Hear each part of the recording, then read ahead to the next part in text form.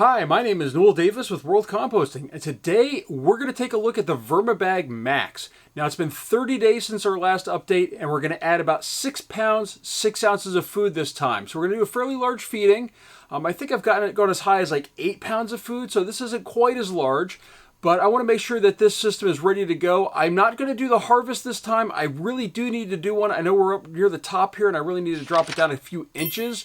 But I just don't have the time right now to use the compost in my yard. It'll just dry out of my house right now. So right now, we're going to add more food, and then hopefully within the next 14 to 20 days, especially as we get into September here, I'm going to really start doing some work in my yard as far as aerating it and everything, and then I'll really need this castings to go out in the yard, and that's when I really gonna want to do the harvest on here, get as much as I can and really spread that in my yard and try to improve the soil in my yard. Actually, I should say to make it soil. Right now it's really just dirt. It doesn't grow very well. The roots only go a little bit deep, and I'm really trying to revitalize the soil, which I've been trying to do for years, but I feel like the castings are just sort of run off the surface and into the back area. My trees grow really well on the hill, but my yard itself is still not doing well.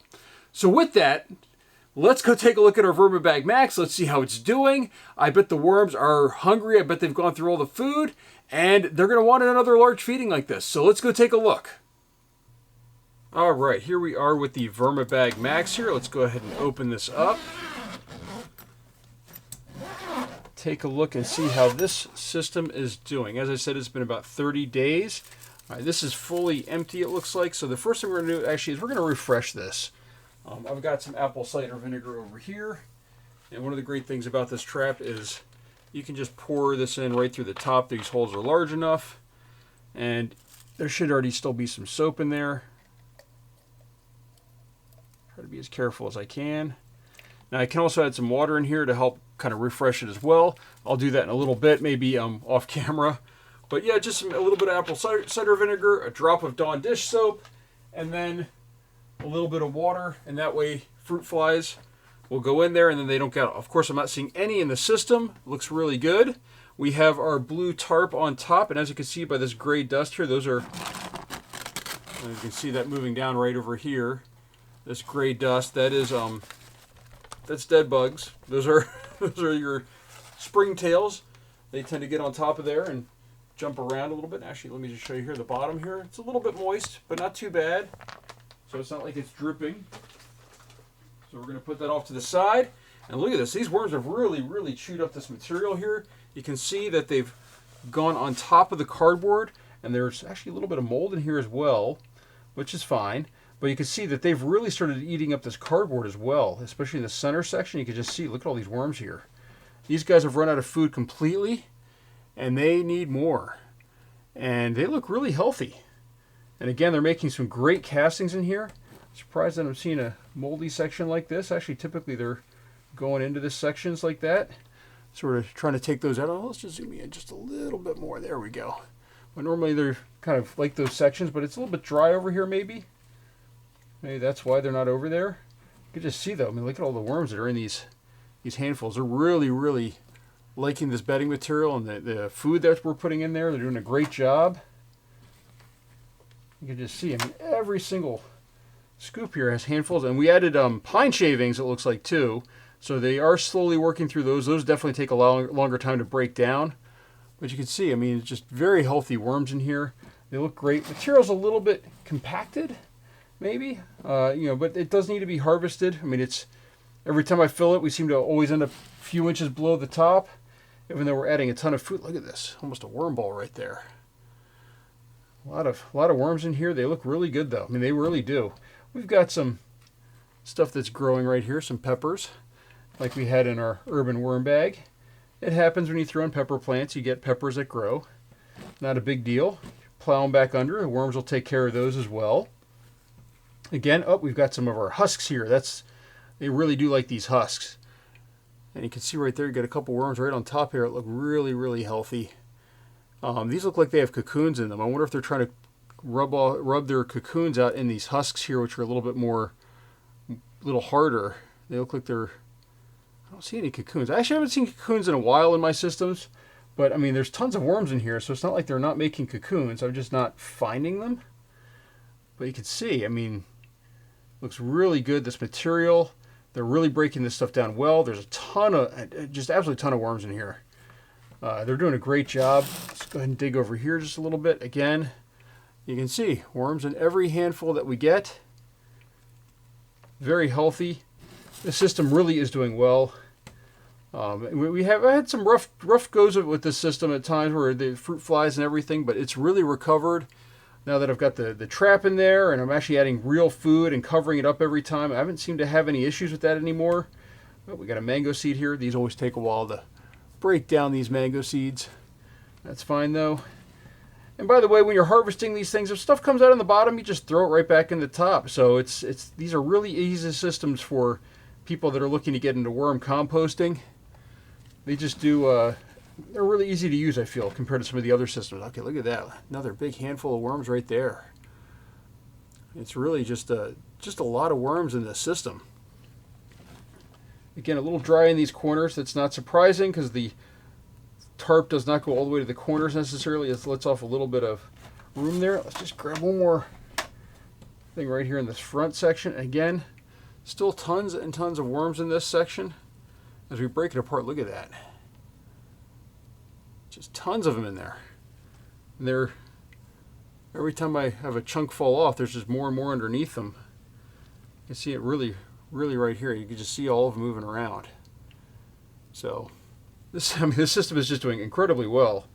I don't know what was in this piece right there, but they really like that chunk that we just dug up. All right, so that is that. Now, they are moving through the cardboard pretty quickly in this system compared to the other system. So one of the things I am going to do is I'm going to throw in a little bit of dry cardboard as a protective layer on here. And you hear me drag that over. I do have a ton of cardboard in my basement. It's always ready, shredded up, ready to go. I'm just going to add a little bit in here. We're not going to add any more of the pine shavings, you know, because it's just, I don't feel we need a whole lot in there. But we're going to add a little bit of this dry stuff on top just to kind of shield the worms a little bit. Just a little bit there. There we go. All right. Now, what do we need? We need the food. So, hold on, let me just get some stuff all over my gloves, clean them off a little bit. This is pretty solid here. There we go. Hopefully I was able to break it up a little bit. Nice big chunk of food. As I said, 6 pounds, 6 ounces of food. This is a really heavy container right here. We got banana peels. Oh, man. There we go. We got more banana peels. We've got some peppers in here. So we're going to have more plants growing and more peppers. Put those over there. Some banana peels over here. I'm just trying to break these apart a little bit since they're frozen. Although it's not breaking apart very much. They're already starting to thaw out. It's just the center section, I think, that's really dug in here. We got coffee grounds.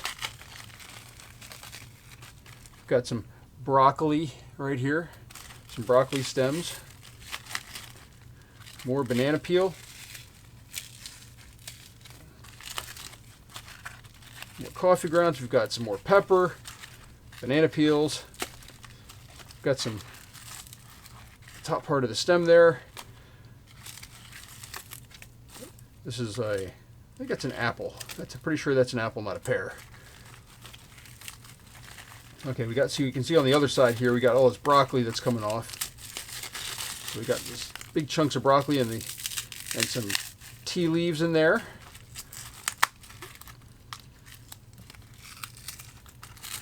As I said, this is the big one here. Oh, we do have actually a clementine in here. This is a full clementine. So a little bit of citrus in there. Take this out a little bit more.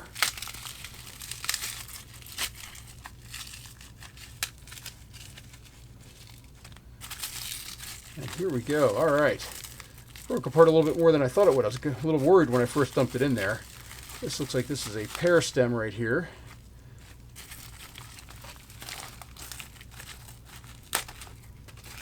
You can see how frozen together this is, where the banana peels are just breaking apart as I could have ripped them off the other chunks. So standard mix of food. The only real additions are the probably the full clementine and the peppers, although we've had a lot of peppers lately. Been trying to eat more peppers with our salads and making stir fries and omelets with them. All right, So that's it for that container. Let's grab the next one here. This one's a little bit smaller. That was the big one. Again, I'm just breaking it up here on the wood that holds the system together.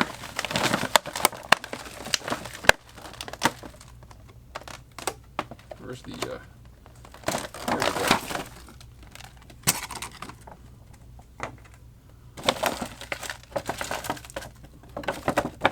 Make sure I get all that stuff out of there. These go right back in my freezer and get ready for more food. All right, this one has a lot more leaves in it. So those are tea leaves right there. It looks like with a pear stem. We've got banana peels, of course. And then this looks like it's lettuce or spinach. It looks like it's spinach, actually, that's in here. So it's some sort of spinach salad that had partially gone bad. Lots of tea leaves, coffee grounds. Oh, we've got, now this is something I don't throw in my bins very often. This is a tomato. I don't throw tomatoes in very often because they can tend to come through on the other side, and also the seeds do tend to survive this. And they'll grow in pots and stuff if you throw this in a pot. So we'll leave them in here. I'm not too worried about it. As I said, I'm going to be putting a lot of this stuff in my yard where it'll just get mowed over if they grow. So not a big deal right now, and I don't know if those will actually grow since those are probably commercial seeds or commercial tomatoes with commercial seeds in them that probably don't germinate again. So apple right there, more coffee grounds, more broccoli. Oh, we got part of a grape stem in here. So these are all these things that I throw in my systems. I throw in a lot of different stuff. I don't really sugarcoat it. I'm not trying to be real careful. I mean, I don't throw in meats or anything like that, but you know, it's basically whatever we can have that's fruits and veggies. And a piece of clementine right there, clementine peel right here. So, all right. So there we go. There's quite a bit of food in here, and it's actually layered up a little bit, but that's okay. Now I'm going to put on my N95 mask, and we're going to add some crushed crab and eggshell. And I add this as a grit for the worms, that way it's easier for them to kind of chew up this food when they get it in their system for their gizzards. And also to balance the pH. And since this is going to go in my yard, it's helpful to have this in there as well.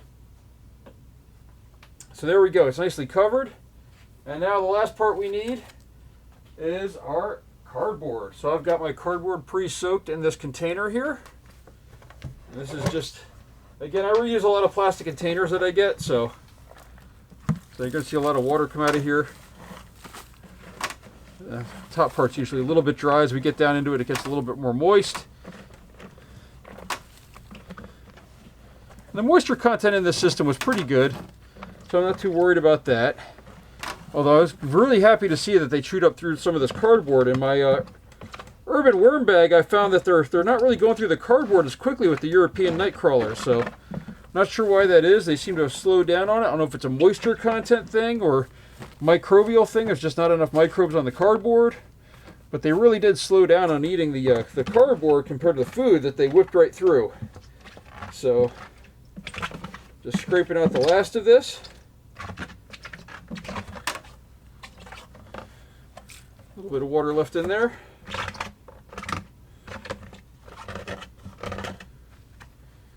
All right, that looks pretty good. Make sure that's fully empty. And one other thing that I said I was going to do, and actually I'm going to do it on camera here, just because. All right, so we've got my trap here. I'm just going to pour a little bit of water in there.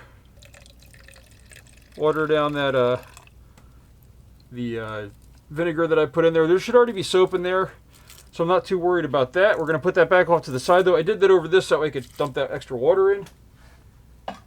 And now we need to put our little tart back on top, and as you can see here, there's some worms on it. Lots of springtails in the middle there. Hopefully you can see those. And some castings on the sides here that are kind of weighing it down too, which is good. So we're going to go ahead and put that back on top. Again, this system is doing phenomenal right now. We're going to go ahead and put this back down in here, lean it back towards the corner, so that way if it collapses down, there's more of it has to really kind of work its way over instead of just falling over. And we can go ahead and close this up, and that is my update for my Vermibag Max. It is doing really, really well. I'm really pleased with these systems. These bag systems are doing a really good job. Now, if you're looking to get into composting, you don't have to get one of these bag systems. I just think that they're helpful because of how easy they are to use. So with that, thank you for watching. If you have any questions or comments, please leave them down below.